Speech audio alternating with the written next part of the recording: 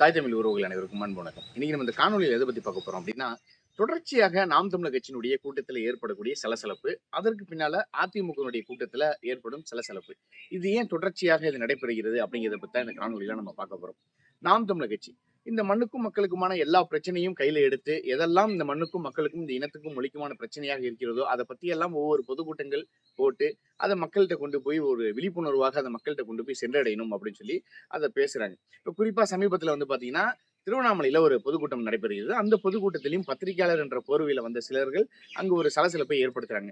அதுக்கு பின்னால வந்து பாத்தீங்கன்னா, நாம் தமிழர் கட்சி செஞ்சியில ஒரு கூட்டம் போடுறாங்க. அந்த கூட்டத்துல பத்திரிகையாளர் என்ற போர்வையில வந்த சிலர் ஒரு சலசலப்பை ஏற்படுத்துறாங்க.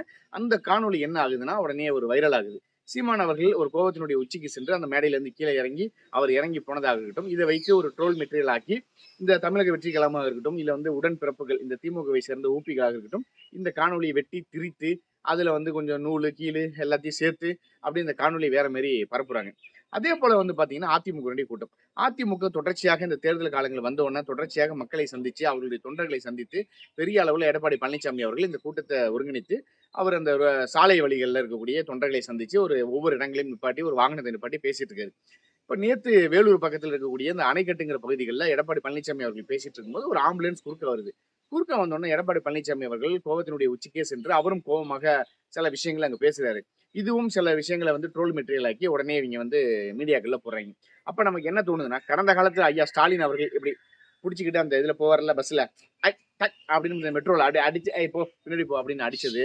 இந்த அமைச்சர் பெருமக்கள்லாம் திமுகவை சேர்ந்த அமைச்சர்கள்லாம் கல்ல தூக்கி அடிச்சது, பிளாஸ்டிக் சேரை தூக்கி அடிச்சது, அம்மா நீ ஓசி தானமான்றது, நீ எஸ்சி தானன்றது, இன்னும் 1000 ரூபாய் காசு வந்துருச்சா பல இருக்க ஃபெரன் லவ்லி போட்டிருக்க, ஆத்தாளுக்கு 1000 மகளுக்கு 1000 பேசினது, இப்படி பல விஷயங்கள் எல்லாம் சர்ச்சைக்குள்ளான திமுக ஒருபோதும் இதை பத்தி பெரிய அளவுல ட்ரோல் மெட்டீரியல் ஆக்க விடாம அதை பார்த்துப்பாங்க. இதற்காக தனியா என்ன பண்றாங்க, ஒரு வார் ரூம் வச்சு திமுகவை சார்ந்த அமைச்சர்களோ இல்ல துணை முதலமைச்சர் உதயநிதியோ இல்ல அமைச்சரோ இல்ல வந்து முதல்வர் ஸ்டாலின் அவர்களோ ஏதாவது பேசினாங்கன்னா அது மக்கள்கிட்ட பெரிய அளவுல போய் தவறாக பேசினதை மக்கள்கிட்ட பெரிய அளவுல ரீச் பண்ண மாட்டாங்க. இவங்க ஒரு விளம்பர மாடல் அரசை வச்சுக்கிட்டு இவங்க கூலி படத்துக்கு போவாங்க, கூலி படத்துக்கு ரிவ்யூ சொல்லுவாங்க. அதுக்கு பின்னால வந்து பாத்தீங்கன்னா தூய்மை பணியாளர்கள் போராட்டம் பண்ணாங்க, நாங்க போக மாட்டாங்க. எல்லா துறைக்கும் ஒரு அமைச்சர்னு ஒருத்தர் இருப்பார்ல, அந்த அமைச்சர் சேகர் பாபு அவரை வச்சுக்கிட்டு எல்லா துறைக்கும் பிரச்சனைனாலும் அவர் தான் வந்து நிற்பாரு. வேற எந்த அமைச்சர்கள் நீங்க பாருங்க, தமிழ்நாட்டுல எத்தனை அமைச்சர்கள் இருக்காங்க அப்படின்னு கேட்டா டக்குன்னு நமக்கு சேகர் பாபுங்க, வேற யாருங்க அவரு இருக்காருங்க, அவரு தாங்க எல்லாத்துக்கும் வருவாரு. இப்ப வந்து பொதுப்பணித்துறை சேகர் பாபுங்க, நெடுஞ்சாலைத்துறை அப்புறம் சேகர் பாபு தாங்க, ஊரக வளர்ச்சித்துறை சேகர் பாபுங்க, பால்வளத்துறை சேகர் பாபுங்க, இந்த அறநிலைத்துறை சேகர் பாபுங்க. அதே போல எல்லா துறைக்கும் அவர் அமைச்சரா இருப்பாரு. அப்படிதான் இந்த திமுக ஒரு கட்சி இருக்கும். ஆனா அதிமுக ஒரு தமிழர் தலைமையிலான ஒரு கட்சியாக அதிமுக வளர்ந்து கொண்டு வந்துட்டு இருக்குது. இந்த பக்கம் தமிழ் தேசியத்துக்காக நாம் தமிழர் வளர்ந்து கொண்டு வந்துட்டு இருக்குது. இந்த 2 கட்சிகளும் வந்து பாத்தீங்கன்னா திமுகவுக்கு மிகப்பெரிய ஒரு குடைச்சலாக இருக்கு. அதுல எந்த விதமான மாற்று கருத்தும் இல்ல. இப்ப நாம் தமிழர் கட்சி 2016ல இருந்து இப்ப 2025 வரைக்கும் எல்லா தேர்தல்களையும் சந்திக்கிறாங்க. ஒரு இடத்துல கூட வாக்குகளுக்கு பணம் கொடுக்காம தங்களுடைய அதிகாரத்தை வந்து எப்படியாவது இந்த மக்கள்கிட்ட கொண்டு போய் சேர்க்கணும் அப்படின்னு சொல்லிட்டு அவங்க தொடர்ச்சியாக இந்த மண்ணுக்கு மக்களுக்குமான எல்லா பிரச்சனைக்கும் அவங்க போராடுறாங்க. எங்கேயாவது ஒரு இடத்துல ஒரு பிரச்சனையா, எங்கப்பா சீமான் இன்னும் வரல அப்படிங்கிற கேட்கிற அளவுக்கு அந்த பொதுமக்களே வந்து சீமான் அவர்களை எதிர்பார்க்கிறாங்க.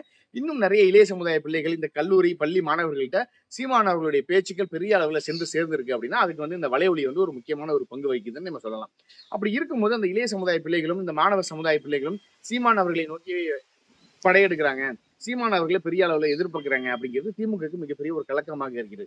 அதே போல அதிமுக என்ன பண்றாங்க அப்படின்னா, ஜெயலலிதா அவர்களுடைய மறைவுக்கு பின்னால அதிமுகவே அழிஞ்சிரும் அப்படிங்கிற எதிர்பார்த்த காலகட்டத்துல அதிமுகவை வந்து ஒரு தலைமையாக வைத்துக் கொண்டு எடப்பாடி பழனிசாமி அவர்கள் இன்னமும் அந்த கட்சியை வந்து ஒரு கட்டுக்கோப்பாட வச்சிருக்காரு அப்படின்னா அது மிகையாகாது. உண்மையாகவே தமிழ் தேசியத்துக்கும் திராவிடத்துக்கும் நிறைய கருத்து முரண்கள் இருந்தாலும் ஒரு அறம் சார்ந்த ஒரு விமர்சனமும் அறம் சார்ந்த ஒரு கருத்தியலோட தான் நம்ம எல்லாரோடையும் மோதிட்டு இருக்கோம். ஆனா இந்த திமுக என்ன பண்ணுவாங்கன்னா எச்சத்தனமா இந்த நாம் தமிழர் கட்சியினுடைய கூட்டத்துக்குள்ள வந்து பத்திரிகையாளர் என்ற போர்வையில ஆட்களை உள்ள அனுப்புவதும், அதே போல அதிமுகவினுடைய கூட்டத்துல வந்து பாத்தீங்கன்னா இந்த ஆம்புலன்ஸை உள்ள விடுவது இப்படி தொடர்ச்சியா நடந்துட்டு இருக்கு. தொடர்ச்சியாக ஐயா எடப்பாடி பழனிசாமி அவர்கள் அதிமுகவினுடைய தொண்டர்களை சந்தித்து வரக்கூடிய இந்த வேளையில ஒவ்வொரு கூட்டத்திலும் ஒரு ஆம்புலன்ஸ் உள்ள போகுது. அப்ப அந்த ஆம்புலன்ஸை செக் பண்ணி அந்த அதிமுகவினுடைய தொண்டர்கள் பார்க்கும்போது உள்ளுக்குள்ள எந்த விதமான ஒரு நோயாளிகளும் இல்ல, சும்மா வெறுமனவே அந்த ஆம்புலன்ஸ் வந்து போகுது, அந்த கூட்டத்தை இடையூறு பண்ணுது அப்படிங்கிற ஒரு குற்றச்சாட்டு வந்தது.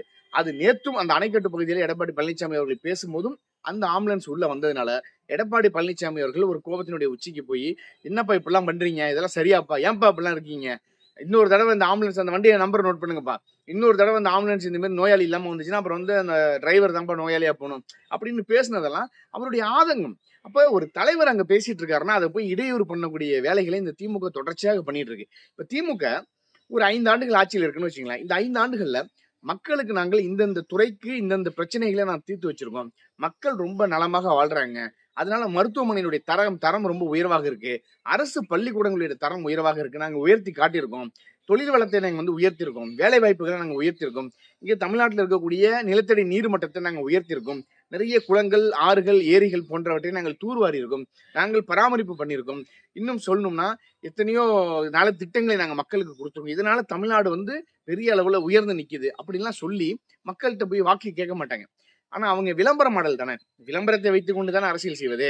இப்ப கூட நிறைய விளம்பர அரசியல் தான் இங்க பண்ணிட்டு இருக்காங்க. இப்ப சமீபத்தில கூட இந்த தூய்மை பணியாளர்களுடைய போராட்டத்தில மேயர் பிரியா அவர்களுடைய டைரக்ஷன்ல சேகர் பாபு அவர்களுடைய கதை, திரைக்கதை, வசனத்தில நடைபெற்ற ஒரு இயக்கத்தையும் நம்ம பார்த்தோம். இப்படி விளம்பரத்திற்காகவே ஒரு அரசு நடக்குதுன்னா, அதுதான் திமுகவினுடைய அரசு. இப்ப நீங்க பாருங்க, கிட்டத்தட்ட இருக்கக்கூடிய துறைகள்லயே அதிகமான துறைக்கு ஒரு நிதிய ஒதுக்குறாங்கன்னா, அது பள்ளி கல்வித்துறை தான்.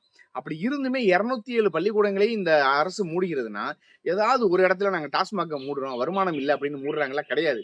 அப்ப இவங்க கேட்டா என்ன சொல்றாங்கன்னா, பிறப்பு விகிதம் குறைஞ்சு போச்சுங்கிறாங்க. அப்ப தொடர்ச்சியாக இந்த திமுகவினுடைய அரசினுடைய ஆட்சி சரியில்ல. ஆனா இவர்கள் எதிர்க்கட்சிகள் பிரச்சாரம் பண்ணும்போது, அந்த பிரச்சாரத்தினுடைய கூட்டத்துக்குள்ள ஏதாவது ஆம்புலன்ஸ உள்ள விடுவது, இல்ல பத்திரிக்கையாளர் என்ற போர்வையில யாரையாவது உள்ள அனுப்பி, அங்க ஒரு சலசலப்பை ஏற்படுத்தி, அந்த காணொளிகள வைத்து, இவங்க ஒரு வார் ரூம் வச்சிருப்பாங்க. அந்த வார் ரூம் வச்சுக்கிட்டு, அந்த வார் ரூம் மூலியமாக அந்த காணொளிகளை வெட்டி திரித்து, இவர்கள் வெளியில பரப்புவது. சீமானை பார்த்தீர்களா? மேடைய விட்டு இறங்கி போய் அடிச்சுட்டாரு. சீமான்லாம் ஒரு தலைவரா? சீமான்லாம் இப்படிலாம் பண்ணலாமா? அப்படின்னு இவங்களே வெட்டி திரிச்சு பேசுவாய்ங்க. இத பேசுவதற்கு உடன்பிறப்புகளுக்கோ, இல்ல தமிழக வெற்றி கழகத்தை சார்ந்த அணில்களுக்கோ கொஞ்சம் கூட தகுதி இல்ல. அதே போல பார்த்தீங்கன்னா, அதிமுகவுடைய கூட்டம். இந்த அதிமுகவுடைய கூட்டத்துல ஒரு ஆம்புலன்ஸ் போகுதா? எடப்பாடி பழனிசாமி அவர்கள் ஏதாவது ஒரு வார்த்தை பேசிட்டாரா? உடனே அதை எடுத்து கட் பண்ணி திரித்து, இந்த மாரி பேசுவாய்ங்க. அப்ப இந்த எச்சத்தனமான அரசியல் செய்வதை கருணாநிதி காலத்திலிருந்து திமுக கடைபிடித்து வருகிறதுல எந்த விதமான மாற்று கருத்தும் இல்ல.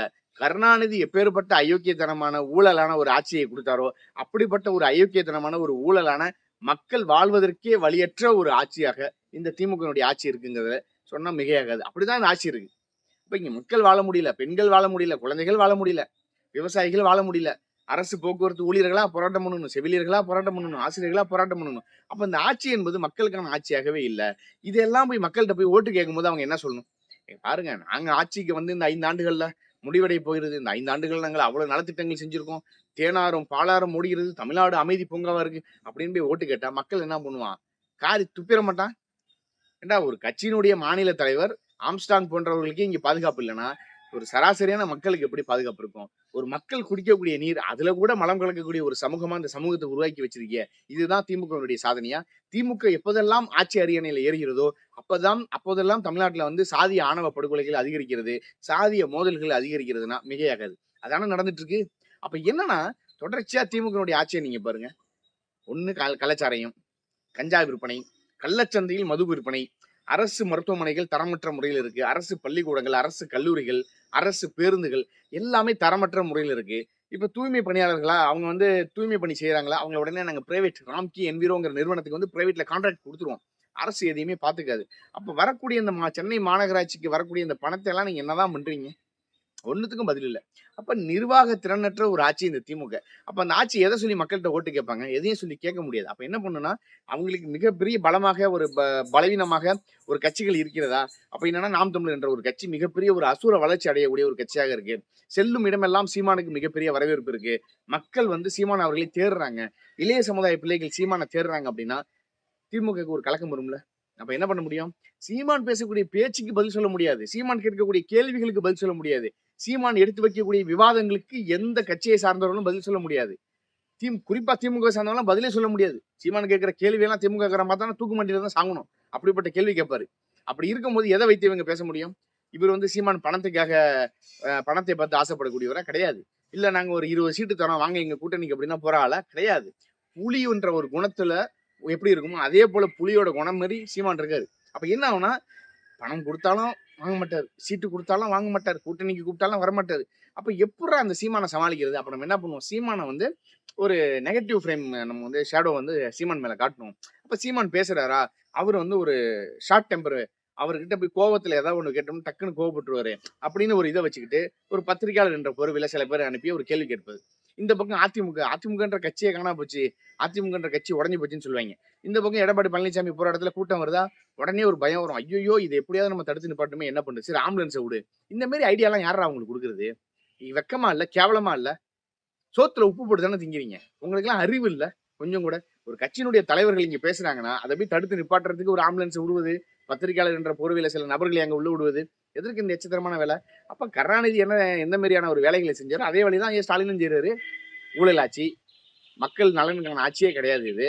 மக்கள் பாதுகாப்ப உணரவே முடியாது. அப்பேற்பட்ட ஒரு ஆட்சியாக தான் இந்த திமுக ஆட்சி இருக்கு. இப்ப இதெல்லாம் போய் மக்கள்ட்ட சொல்லி ஓட்டு கேட்க முடியுமா? அப்ப என்னன்னா, எதையாவது பண்ணணும். அதுக்காக தான் இந்த மாரி பண்ணிட்டு அவங்கள ட்ரோல் மெட்டீரியல் ஆக்கி, உடனே அவங்கள பத்தி தவறாக ஒரு ஃப்ரேம் பண்ணி, உடனே வீடியோ போடுவது. அப்ப என்னன்னா, இங்க ஒரு தமிழர்.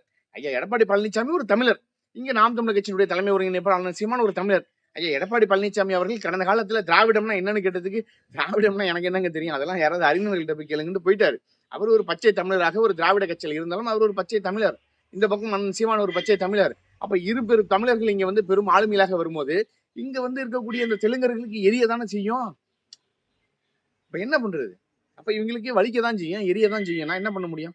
ஒண்ணு கருத்தியலாக மோதுங்க. இல்ல உங்களுடைய அரசியலை வந்து மக்களுக்கான அரசியலா மாத்துங்க.